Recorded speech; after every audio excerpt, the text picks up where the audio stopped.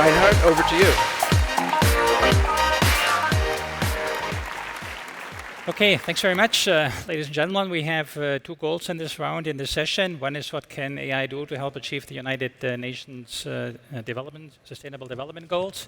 And the second part is how can the United Nations system support AI governance efforts and international collaboration? So we have 5 number ones here. That's pretty cool. Thank you very much. 2 of you, I know, have a pretty sharp deadline at 1600 hours. So there's nothing what my colleagues cannot do. They could probably also get you a helicopter, but maybe let's do the following. We do the first round of questions as planned, and then the second round of questions, I'll take the 2 colleagues who have to run first, and don't feel shy about just leaving because you have other important meetings coming up. Okay, first one is I'll turn to the International Telecommunication Union, to Doreen Bogdan-Martin. So what can the United Nations systems do to ensure that AI supports the Sustainable Development Goals? Thank you, Reinhard, and good afternoon again, ladies and gentlemen. I think to answer your question, what can we do? I think the proof is actually right here on this amazing panel, and I'm delighted to be joined by my fellow UN colleagues, because what countries need, what countries want to see is actually the UN working as one on the ground, and we'll hear this afternoon a couple of great examples. I think when we look to the 2030 agenda, and we remind ourselves that we need to leave no one behind, that it's fundamental that the UN system steps up and engages. The pillars of the 2030 agenda are focused on people, focused on planet, prosperity, peace, and partnership, and of course AI is at the core of all of those pillars. And the UN has this ability to convene its 193 member states, and of course on top of that we need to bring in academia, civil society, private sector to ensure that we have inclusive discussions. I think the goal here, and we heard this also from the previous panel, is we want to have inclusive, equitable development of AI. And I don't think it will happen automatically. We need to make it happen, and we need to make sure that all voices are brought to the table. I think we're doing a lot already as a system, including, of course, the AI for Good platform, which brings together some, I think, 27,000 or 28,000 experts in 180 plus countries. We need to leverage this platform, which brings more than 40 UN agencies also together in this context. And we need to leverage that and move it forward. I wanted to mention that actually today we launched our UN AI activities report, and it's really exciting because we're actually up to some 400 initiatives, projects that are ongoing within the system. Some of them are internally focused, like on data sets, data management, dashboards, but many of them are externally focused about delivering to our member states, and that's where we're all working together. In that report, actually, the number of projects have almost doubled since last year, which again demonstrate that there's absolutely much happening. Of course, we work with WHO, with WIPO on health. We launched that effort last year.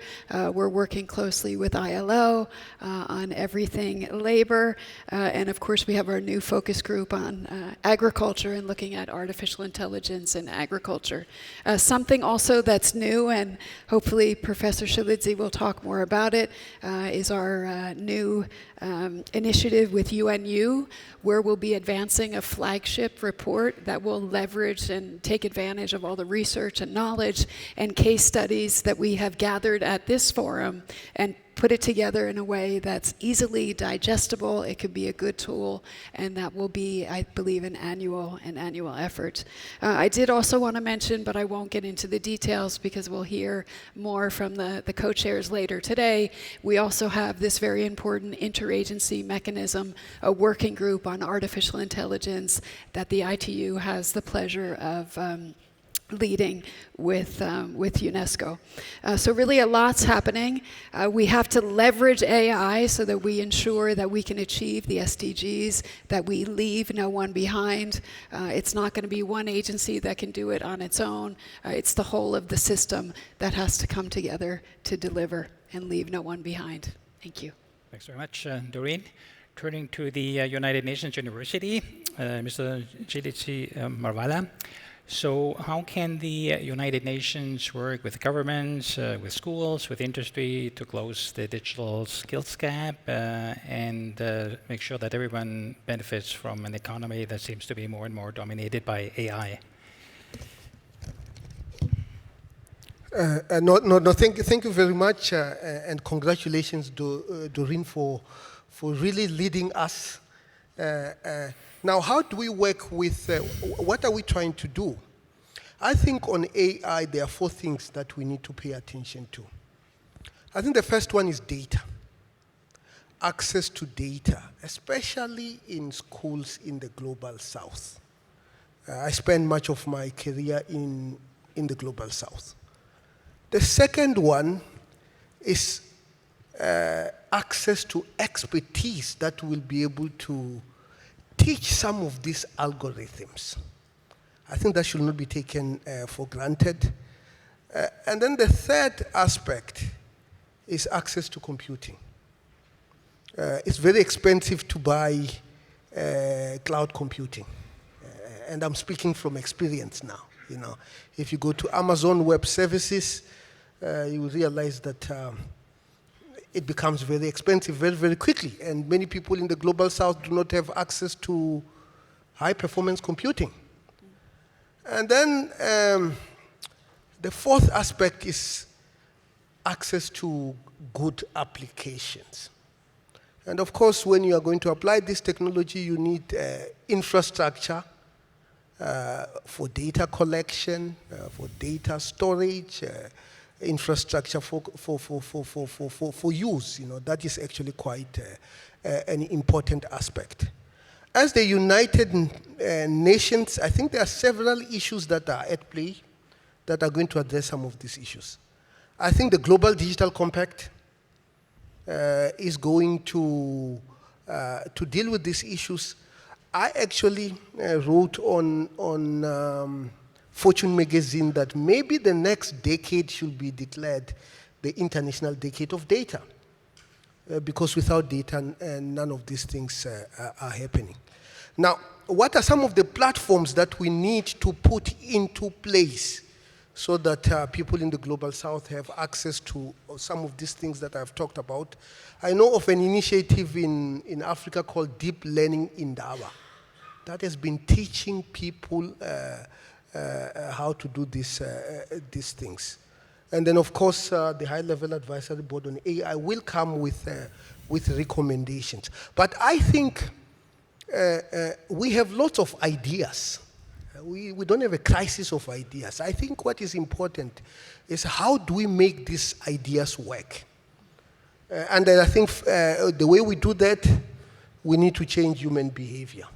You know, behavior of users, behavior of teachers. We need to create incentives so that these technologies are taken into account. We need to create institutional structures, and we need to have proper policy framework. So the idea, Doreen, you have worked quite a great deal on this, building capacity on policy making on these issues becomes extremely important, and we should expand that. Thank you. Thanks very much. Moving to WIPO, the World Intellectual Property Organization, Daren Tang. So how can the UN balance intellectual property rights on one side and then also promoting innovation on the other side and equitable access in the AI governance? How do we do that? Thank you, Reinhard, and thank you, Doreen, for leading us on this important conversation. Very happy to meet my fellow UN colleagues working horizontally to support the member states. Look, intellectual property is not an end in itself, and we have to stop looking at IP as an end in itself. We have to look at IP as a means to an end. And what's the end? Creating jobs, supporting entrepreneurs, supporting people who have got the hunger to pick up skills and need those skills to bring their ideas to the market, and ultimately as a catalyst for growth and development. And so I think across the UN family, we're working towards this common vision spelled out in the Global Digital Compact and the other documents that we are going to discuss at the Summit of the Future in 100 days' time. And I think IP really can be a very powerful enabler of all this. And I can understand why there's a conversation around access. And let me give you some statistics. In 2022, 3.4 million patents were filed around the world. Of the 3.4 million patents, 60,000 were connected to AI, not just Gen AI, but all different types of AI.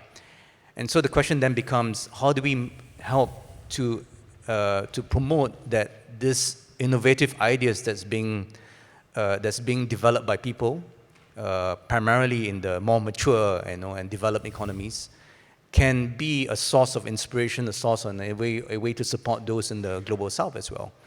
And I think what that means is that you need to create, as Tshilidzi has said, an ecosystem, right, where that technology can be absorbed meaningfully. If you take a glass of water and you pour it on soil that's very dry, it doesn't absorb. The water just flows away. See, but you pour it into a soil that's already been prepared, then the technology can be deployed in a meaningful way because people have been trained, the computing power and access to computing that is there, the opportunities are translated into actual things that happen on the ground, right? So this really needs an ecosystem approach, and that's why it has to be horizontal. It means that WIPO needs to work with ITU, with UNU, with ILO, with FAO, right, to make sure that we bring all these elements together. And so I think that's really critical. And the other thing about the IP system that not many people know about is that it is a human-centered system. The IP system is a system that puts the human creator and innovator at the center of it. So in other words, if it's entirely driven by a machine, the IP system will not recognize that. And I think that's a good thing because we need to make sure that AI and technology enhances and supplements and makes us more human, if that's possible, and I think that's the vision that we should have, rather than undermine and undercut and make the human being irrelevant. So I think the IP system is in a good position. As we transform it to make it more inclusive, to emphasize its role as a catalyst, right, to really play a very important part of this global conversation, right, on how we can really make technology, digital technology, an enabler not just for the countries that are able to do it now, but for the world in general and for the global south. So thank you very much for that. Look forward to more discussions. Thanks very much. Daren, moving to let's give them a hand, yes. Moving to the International Labour Organization, ILO, Mr. Gilbert Houngbo. Everyone is worried about jobs, the impact of AI on jobs. Can you help us? Easy question. I like the question. First of all, let me thank Doreen. I want to join what my colleague was saying at the beginning, that this initiative of getting the UN colleague from the UN together and this coordination and harmonization is quite critical because there's so many dimensions from the governance or the safety security dimension that the previous panel was discussing with our sectorial perspective, I believe is key. Obviously, one of the key concerns is what are the impact of the AI on jobs. So clearly, even 10 years ago, ILO started doing a lot of analysis and research on the technology, the impact of technology advancement on the jobs. And clearly today, we published some data almost 9 months ago, which we keep updating. So it's very clear for us that the short-term concern are the jobs that are already been lost. So it's not about the risk of losing jobs. Jobs are already been lost, and we will continue having millions of jobs that will be lost. But we also know at the same time that we're going to have millions of jobs that will also be created. So it's very important to keep the two sides of the coin together, which is one. And when you look at that, I think it's important to put things into perspective. It's not different than the different industrial revolutions that the world has gone through. And recently, maybe when you think something used to be called typewriter, which we don't, nobody really, our kid will not even understand what it means today on that. So our point is that between the jobs that are going to be lost and the jobs that are going to be created, a lot are really going to be transformed or enhanced by the technology, enhanced by the AI, hence the famous expression of augmentation. So I usually would tell people that, of course, mathematically you can think that if the new jobs being created are more than the jobs that are being lost, we're not bad. Except that you don't want to be in the category of the job to be lost. None of us want to be in that category. So the key thing is what? The key thing is skilling, reskilling, reconversion, upskilling. That is in the short run that ILO is really advocating. And I wish one day we could also have our colleague from UNESCO and other, here. The other dimension that we are noticing is we all have to step up the lifelong learning. The lifelong learning is going to become key for us to minimize the impact on the job, which is one hand. On the medium to long term, we do have concern because that's where I really want to join you with the data issue. And I can say from ILO perspective, a lot of the economy from the South, a lot of low-income countries, 70%, 80%, 60% of the economy is informal. And there is absolutely very little data for us to be able to assess the impact of AI on the informal jobs, informal economy, those small businesses that are thriving on a daily basis. So our research department is working right now with colleagues with the World Bank, trying to really see how do we, again, address that peculiar challenge that we have. A lot of data and a lot of statistics that we are talking about is coming from the global north, if I can use that term, on that. So it's important for us to really also see how, therefore, we do have the data from the working population, as I said, which the other point that I think is going to be crucial for us, maybe the day will come where AI will help us increase all the productivity that the number of jobs required may be way below the size of our labor market. In other words, if today the delta is positive in terms of new job created versus job being lost, right now it seems to be rather positive. But maybe on the long run, that day could come where, so one of the struggles we are going through in ILO is what job will mean and what will that mean for us, the value itself. And one of our key principles in ILO is that labor is not and should not be a commodity. But the time will come where maybe we'll have more time than the work that we need to do on that, when you look at it positively. Last point is again, I'm back to short term now. Next year, 2025, in ILO, we're going to start what we call the first of a double discussion on the impact on the platform economy, on the platform economy on the job market, and what to do, again, to encourage the positive dimension of the platform economy, the job creation that comes with it, the wealth creation that comes with it, and associate that with the necessity to also have a minimum respect for labor rights, for human rights, as well as the protection, the social protection for workers. Okay, thanks very much. I'm turning to Mr. Dongyu Qu from the FAO, the Food and Agriculture Organization of the United Nations. We all need to eat. can we use AI to eat better, even better or better, that we all have enough food, that the food is distributed equally? What do you tell us? Thank you, ITU, and give this platform for the UN system to debate a little bit.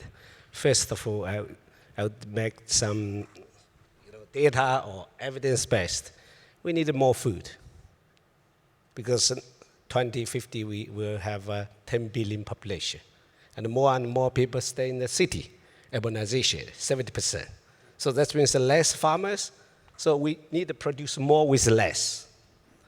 More quantity, high quality, more food diversity. And with less input, less negative impact on environment, less social injustice. That's the agricultural food system and the rural development. We share the common vision. And then how? The AI is new cutting edge or tools. We need all the necessary possible potential tools in the toolbox. IT in general, BT, biotechnology, and others, new materials, new equipment, you name it. Yesterday, I had a very long discussion with the president of EFPL here. Because I'm a biologist. You are AI. What means AI? Artificial intelligence. We have to build a bridge between AI and the real I from the human being, from the here. It's the most complicated animals, intelligence animals on this planet is human being and biology. So we need more dialogue first. Second, food security. We need food availability first. This means we have to improve the productivity with the innovation, with the enabling policy, with the, and also the investment. And then food accessibility. We need the logistics, and we need also the all the value chain management. And then the food affordability. So we need also to reduce the food cost and reduce the food loss and waste. So that's all the general ideas, but AI can play the role. How to improve efficiency, effectiveness, and also productivity. So that's why I'm so interested during the past 40 years, even 30 years when I was a scientist, to try to bridge biologists with IT people. You face the computer. Why you cheating computer? Computer will cheat you. Cheating. So a lot of people, they didn't have enough data or only limited data, and they got a conclusion. And then you get other sectors for application and so on. So he was expert. He's expert on the IT. I was expert on BT, genetic engineering. We need a more close cooperation.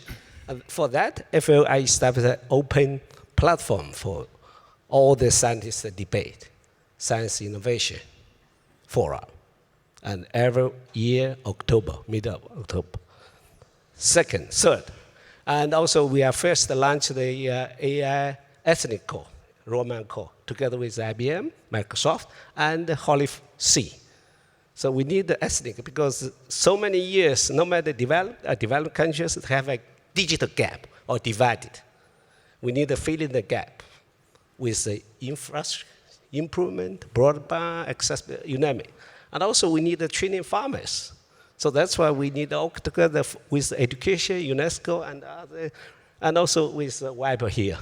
And also ILO. Fortunately, he was a former president of the IFAD. He understood the rural affairs. So I think for that, if you're willing to cooperate with you, SDG 1, SDG 2 is the most important things. You need a food. You need a bad food. Mm-hmm. Without food, we are not able to work. You can't eat AI. You have to eat the food. Thank you. Okay, thanks very much. All right, for the second question, which is what can the UN do with respect to AI governance and international collaboration? One recommendation from each of you, 1 minute max. And we start with Daren Tang, because you have to run off, and don't feel shy just to leave. So what is your one recommendation to the UN system with respect to AI governance? I think the most important thing is that we need to be the platform where we are big tent and we're inclusive. I've seen since Gen AI came out last year, a lot of meetings and conferences, but mainly in developed countries. Nothing wrong with that, of course. But my worry is that when the conversations are within a small group of countries and you leave out the majority of where the population is, you are finding solutions, right, that people get alienated from because they're not involved in shaping them.